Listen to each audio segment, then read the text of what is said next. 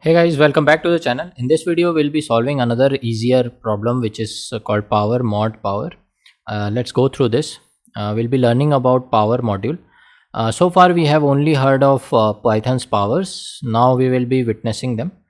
Power or exponents in Python can be calculated using the built-in power function. Call the power function a to the power b as shown below. So if you'll do POW in bracket square bracket normal brackets, if you will write a comma b, it will calculate this thing a to the power b. Same thing you can do in this fashion as well, kind of a shortcut, a double star b. These both things are same. They will give the same result, a to the power b only. It's also possible to calculate a to the power b mod m. If you will write in this fashion a comma b comma m, what it will do, it will calculate a to the power b. Whatever the result will come, it will calculate the mod with m. Okay, this is very helpful in computations where you have to print the resultant percent mod.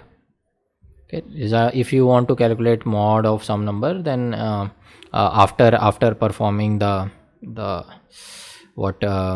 power function, if you want to calculate the remainder, then it will be very helpful. Here a and b can be floats or negatives, but if the third argument is present, which is here it is m, if this is present, then b cannot be negative. Okay, this is something you have to make note of. Then Python has math module as well, which has its own power. Okay, I think math.power, yeah, math.power. It takes two arguments and returns a float. It is uncommon to use math.power. Usually people use this. You are given three integers a, b and m. Print two lines. We have to print two lines. First line we have to print power of a comma b, power of a comma b. And second line we have to print power of a comma b comma m. And the first line will get a, second line will get b, third line will get m. These are the constraint. You can see a is between 1 to 10, b is 1 to 10, m is 2 to 1,000. Here you can see this constraint is also met because b is not negative, so third argument we can use.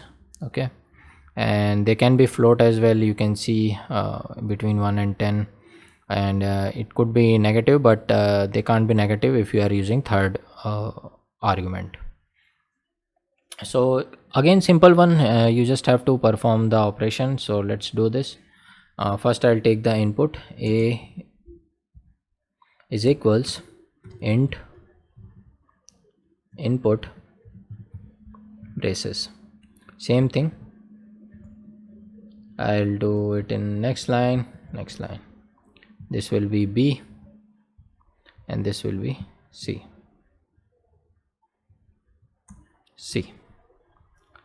Not c, m.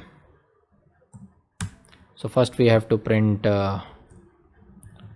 power a comma b. This we have to print, and same thing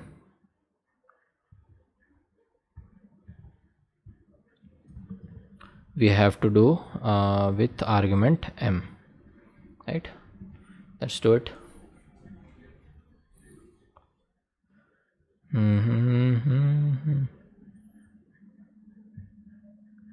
So sample test case is passed. All the test cases are passed. So again, it's a simple one. We have already used power module before, so they have given us just a simple exercise separately for this. I should have done before, but now I saw that, so I thought let's complete it. So let's move on to the next problem.